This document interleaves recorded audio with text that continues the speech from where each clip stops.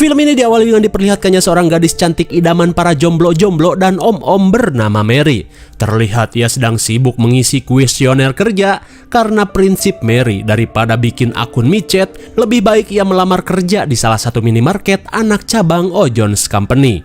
Dan tak lama kemudian datanglah si manajer toko yang biasa disebut si Subur. Setelah beres mengisi formulir, Mary pun berharap jika ia bisa diterima bekerja sebagai kasir di toko ini.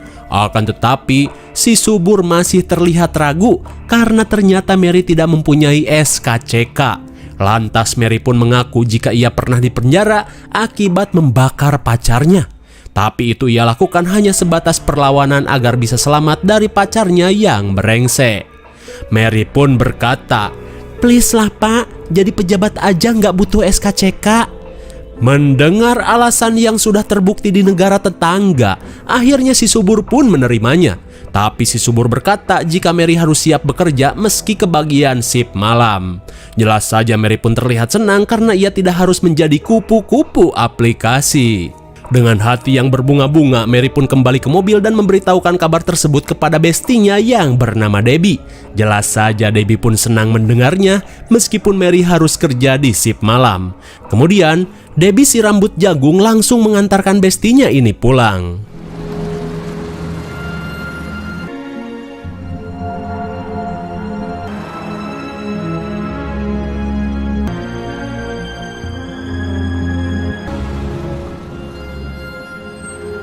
Singkat waktu, Mary pun akhirnya sampai di kontrakan bedengnya. Sesampainya di kamar, Mary yang kebelet boker segera pergi ke WC.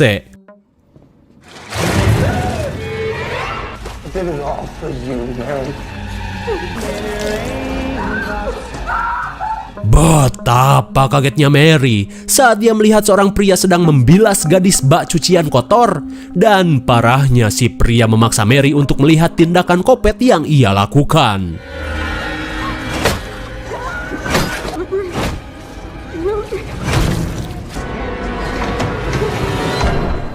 Entah nyata atau halu, Mary yang panik pun segera meminum obat.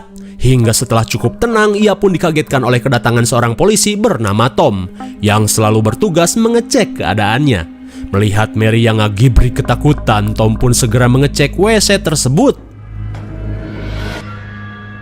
Dirasa penyakit halu Mary kambuh, Tom pun menanyakan apa yang ia lihat. Ternyata selama ini Mary memiliki trauma hebat akibat selalu dipaksa melihat aksi kopet yang pacarnya lakukan. Dari penyakit ini, Mary pun tidak bisa membedakan antara ilusi dan kenyataan. Akan tetapi, Mary selalu menyangkal penyakitnya itu karena ia tidak ingin dimasukkan Tom ke panti rehabilitasi. Dan untuk mengalihkan pembicaraan, Mary pun berkata jika ia telah diterima bekerja di minimarket Pomini anak cabang Ojon's Company. Ya meski udah nggak terurus gitu. Mendengar hal itu, jelas membuat Tom senang karena Mary sudah mengalami perkembangan setelah trauma berat yang ia alami bersama pacarnya. Lalu sebelum pergi, Tom meminta Mary untuk lebih waspada dan kembali mau memakai telepon guna mempermudah jika terjadi apa-apa. Karena setelah HP Ipongnya bootloop, Mary sudah tidak pernah lagi mau menggunakan HP ataupun telepon. Singkat cerita, daripada sumpek di kosan, akhirnya Mary memutuskan untuk healing-healing dan menunggu bestinya di taman. Tapi tiba-tiba, ia kembali melihat sosok pria yang selalu menggunakan jas hujan kelebet.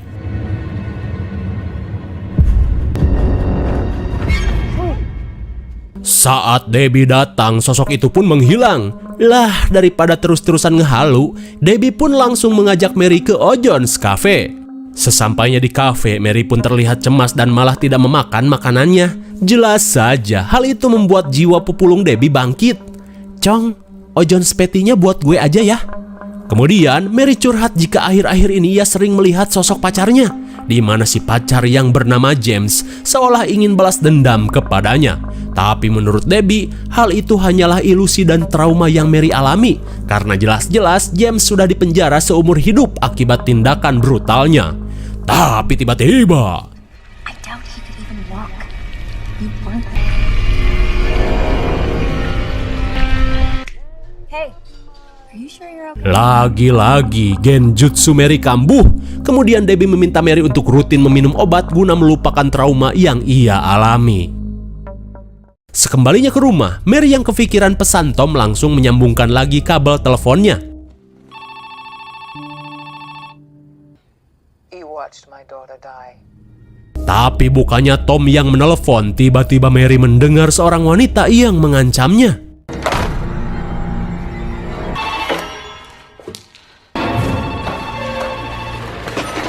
Apakah ini juga halu?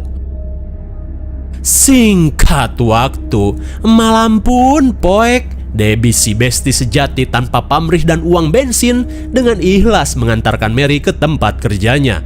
Di perjalanan, Mary yang sebentar lagi merasa akan hujan terlihat ketakutan. Karena hal itu membuatnya teringat pada tindakan Kopet pacarnya. Karena dulu setiap kali si Kopet James akan menghabisi seseorang, ia selalu ditelepon dan diperdengarkan lagu yang mengerikan. Mendengar hal itu, Gabby pun berusaha menenangkan Mary dan meyakinkannya untuk bisa melupakan hal mengerikan itu. Sesampainya di depan pom minimarket, Gabby pun mulai khawatir karena saat malam poek tempat ini terlihat menyeramkan mana jauh dari keramaian. Ia pun memutuskan untuk mengantar Mary masuk ke tempat kerjanya. Di dalam, Mary langsung menghampiri rekan kerjanya yang bernama Bobby dan meminta sedikit tutor mesin kasir. Setelah tutor selesai, Bobby pun meminta Mary melayani Debbie yang membeli 6 botol ginseng oplosan. Okay. See? Easy as Dirasa Mary sudah mahir, Bobby yang kebelet boker pun segera pergi ke WC. Dan tak lama kemudian, Debbie pun memutuskan untuk pulang. Namun sebelum pergi, Debbie meminta bestinya untuk meminum obat biar nggak halu.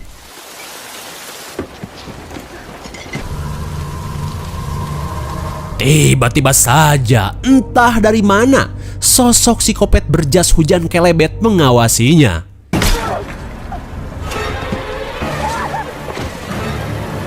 Oh my god, betapa ngilunya si Debbie saat pipi glowingnya dikecup palu Kopet sampai nyut-nyutan. Lalu ia pun dibawa entah kemana. Kembali pada Mary, dirasa sudah mandiri, Bobby pun memberikan kunci minimarket pada Mary sebelum ia pulang dan memintanya untuk selalu berhati-hati. Lantas untuk berjaga-jaga, ia pun menuliskan nomor HP agar Mary mudah meminta bantuan jika terjadi masalah. See ya.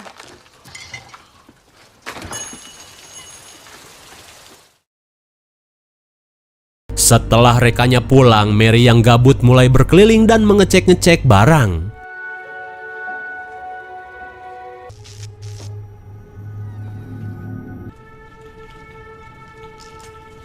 Setelah cukup berkeliling, Mary yang merasa mulutnya asem memutuskan untuk keluar dan ngudud.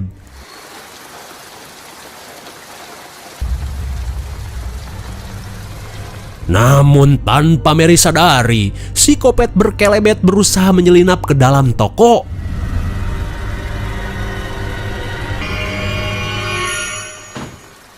Mendengar suara lonceng pintu, Mary yang merasa ada pengunjung mulai memeriksa toko.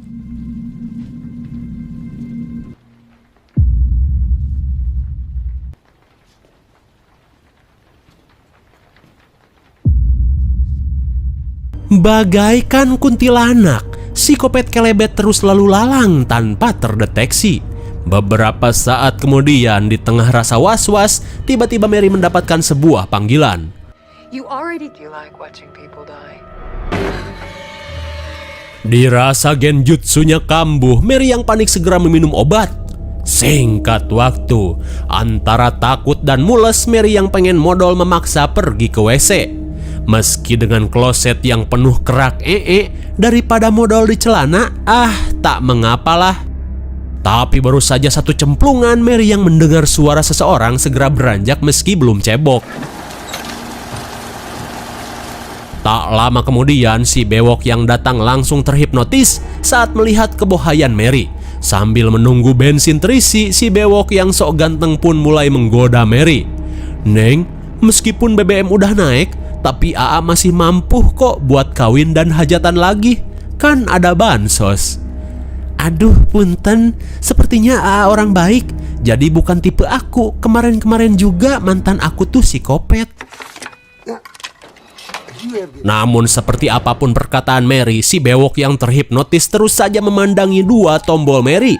Dan saat si supir sudah pergi, Mary pun kaget saat kartu kredit si supir tertinggal. Tapi sialnya, si supir keburu tancap gas. Lalu tiba-tiba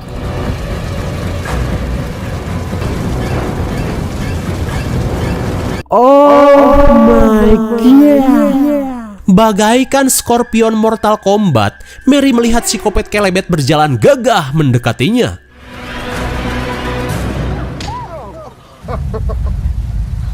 Untung saja kedatangan Bobby menyadarkan kehaluan Mary. Setelah mengobati luka gaplokannya, Mary pun berkata jika tadi ia melayani seorang supir truk, namun sialnya kartu kreditnya ketinggalan. Mendengar hal itu, Bobby pun sudah tidak heran lagi karena modus si supir yang selalu sama. Dia meninggalkan kartu kredit agar bisa balik lagi dan menggabrut wanita incarannya. Bobby pun berkata jika si supir itu pernah kepergok gabrutan di atas kursi kasir dengan pegawai sebelum Mary.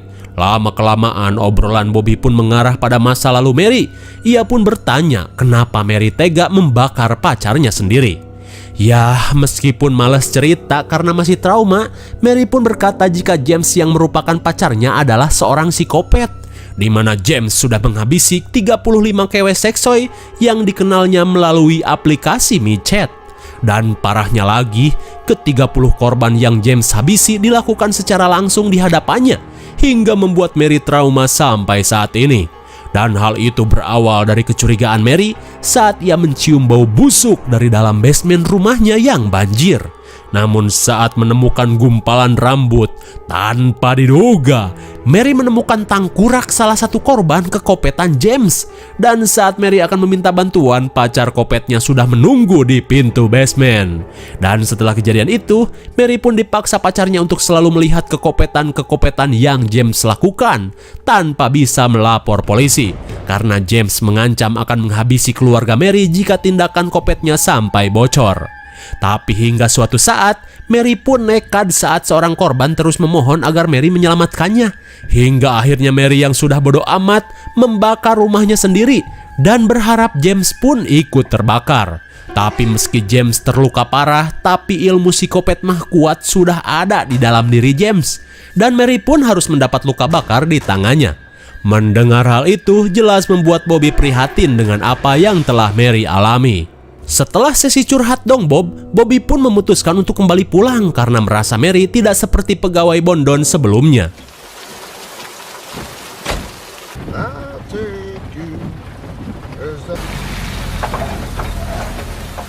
Tiba-tiba saja mobil Bobby koslet dan mogok. Namun Bobby yang pernah bekerja di pabrik mobil SMK segera turun untuk mengeceknya.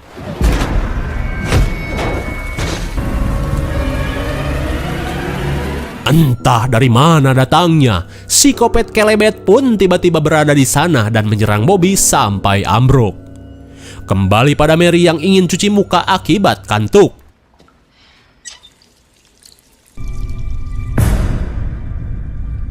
Lah kok hilang goblok? Kemudian Mary mengecek WC yang kelihatannya banjir kemana karep.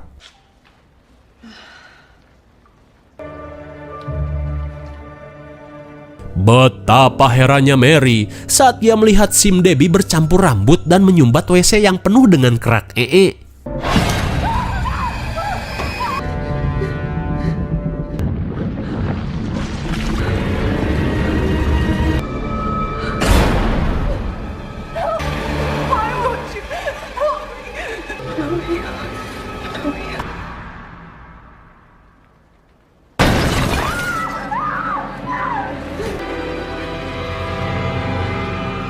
Setelah mengalami beberapa ilusi aneh, Mary yang panik segera kembali ke toko. Di dalam toko, tiba-tiba Mary heran saat Tom sudah menunggunya. Ternyata Tom hanya ingin mengecek perkembangan di malam pertama Mary bekerja. Kemudian, Tom yang merasakan mules meminta kunci WC untuk modal. Can I help you?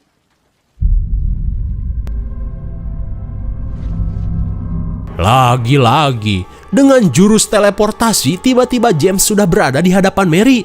Merasa apa yang ia lihat hanyalah ilusi, Mary pun berusaha untuk tenang.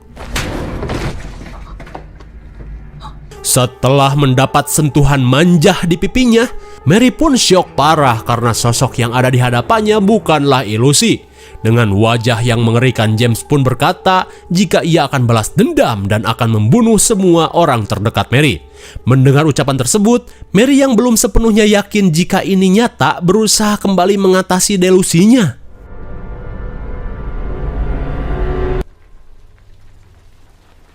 Dan benar saja, sosok yang ada di hadapannya hanyalah seorang emak-emak.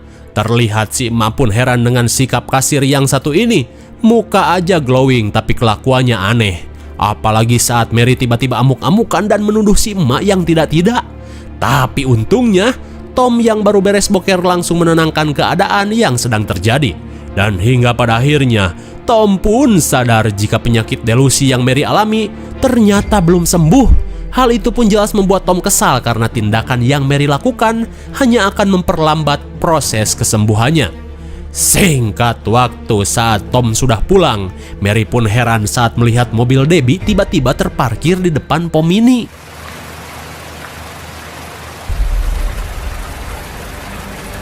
Sontak ia pun panik saat melihat tulisan yang selalu James ucapkan.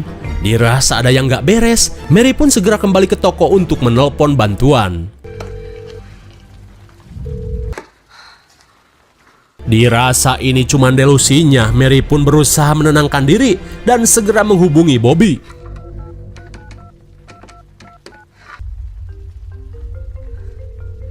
Tiba-tiba saja, ia malah mendengar HP Bobby berada di sekitaran toko. Sambil menahan rasa takut, Mary pun segera mencari di mana suara HP Bobby berasal.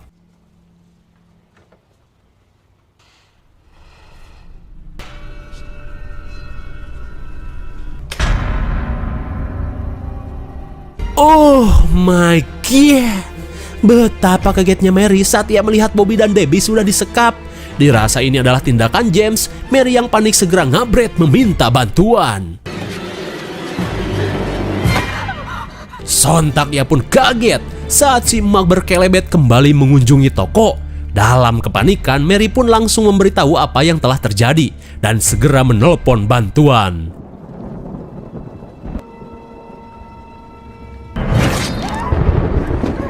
She was 18 years old. Oh my god. Ternyata si emak merupakan ibu dari salah satu korban James yang menginginkan balas dendam atas kematian putrinya. Terlebih si emak yang muak kepada Mary yang malah menyaksikan tindakan kopet pacarnya daripada melapor polisi.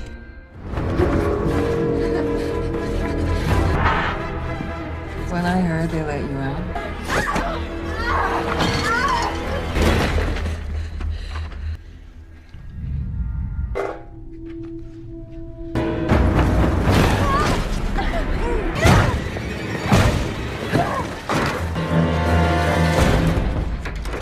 Di dalam gudang, Mary bertahan dari serangan emak-emak barbar.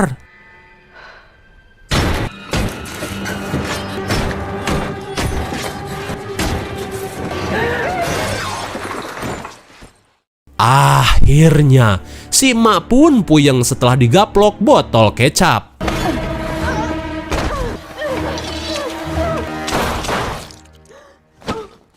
Tepat pada waktunya, Tom yang datang terpaksa mengheadshot si emak sampai modar. Setelah lolos dari serangan si emak, Mary yang ketakutan hanya bisa menangis. Kemudian Tom mengajak Mary untuk segera pergi karena ia baru mendapat kabar jika di penjara yang menahan James kebobolan dan sosok psikopat James berhasil kabur dari penjara. Mendengar hal itu sontak membuat Mary syok parah karena merasa James berada di tempat ini. Lalu tiba-tiba cepat sekali, tiba-tiba saja psikopat James berada di belakang Tom.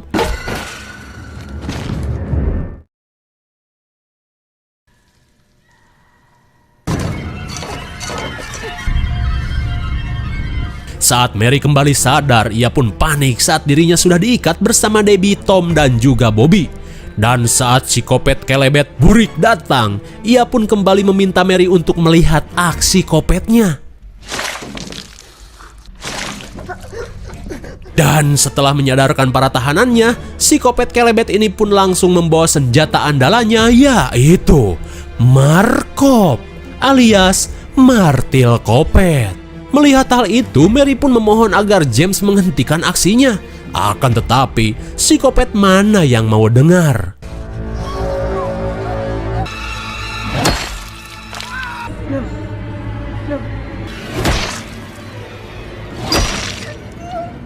Bagaikan ayam geprek, Tom pun modar setelah mendapat migrain ekstrim. Dan kini, giliran besti sejatinya yang menjadi giliran.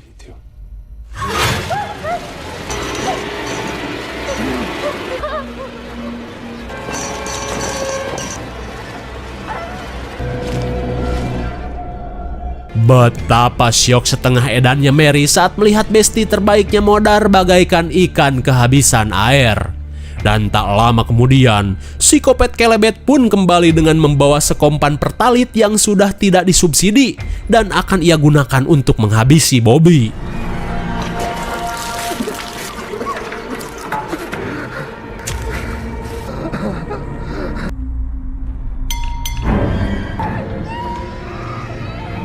Tapi sialnya, si kopet ini gercep membungkam Mary. Merasa partinya ada yang mengganggu, si kopet James pun segera pergi untuk menghabisi orang tersebut. Oh, ternyata itu adalah si supir yang kembali untuk mengambil kartu kreditnya. Namun si bewok heran saat melihat kondisi toko yang sepi.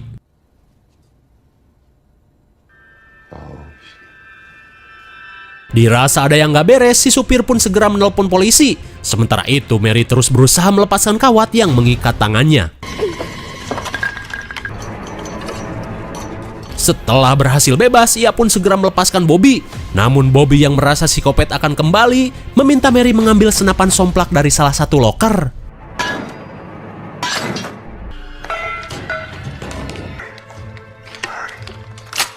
Kemudian Mary membebaskan Bobby dan bersiap menunggu si kopet datang.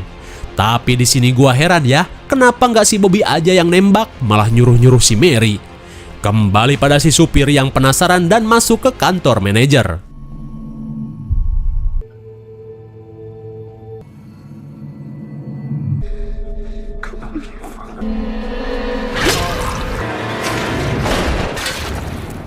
Sungguh suwe sekali. Sehabis sakit tenggorokan, si supir malah terkena tembakan Mary. Dirasa telah menghabisi si kopet, Bobby dan Mary pun keluar. Namun betapa kagetnya mereka saat yang tertembak malah si supir truk. Di tengah rasa bersalah Mary, Bobby langsung mereload senapan itu dan mengajak Mary untuk memburu si kopet kelebet.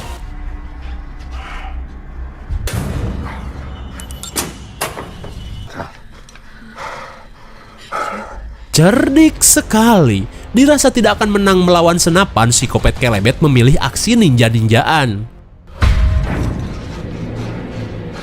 Di luar toko, polisi panggilan si supir akhirnya tiba. Menyadari hal itu, mereka pun segera keluar untuk membantu si petugas.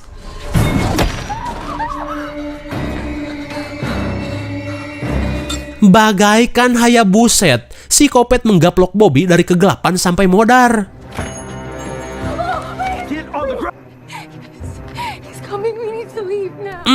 Ternyata polisi yang datang cuma satu. Setelah Mary berkata jika si kopet James berada di toko, si petugas pun segera mengevakuasi Mary.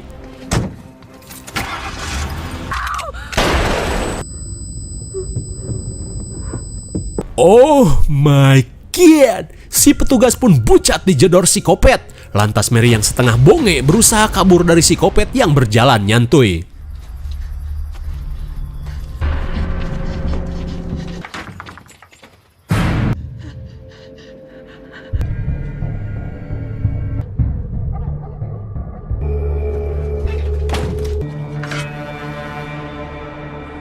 Saat menemukan sekop, Mary pun sedikit mempunyai harapan untuk adu mekanik. Tak lama kemudian, si kopet pun curiga jika Mary berada dalam bangunan itu.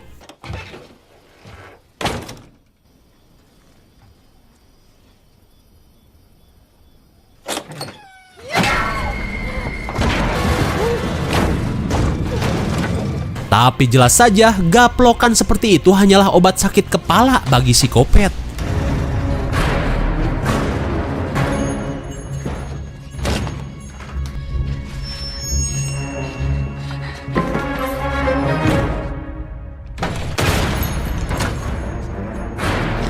Saat Mary mencari senjata, ia melihat sebuah pajangan rusak.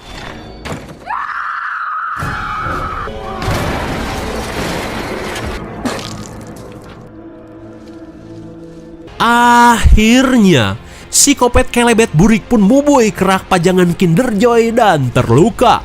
Namun anehnya, meski dengan luka mules ekstrim, psikopat ini masih bisa bertahan. Mendengar HP si bewok berdering, Mary pun berusaha mengambil HP tersebut untuk meminta bantuan. Hingga pada saat Mary meminta bantuan, psikopat James sudah stay memperhatikannya sambil berkata,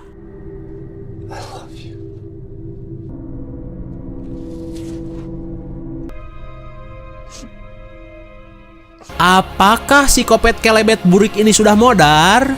Di keesokan harinya, tepat pada saat film ini baru dimulai, Mary yang tersadar pun heran saat mayat psikopat James tiba-tiba menghilang.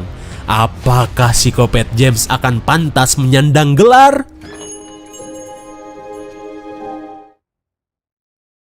Singkat cerita, beberapa bulan kemudian, Mary kini sedang bekerja di sebuah salon kecantikan. Oh my god. Ternyata psikopat James masih hidup dan pantas menyandang gelar sebagai psikopat gua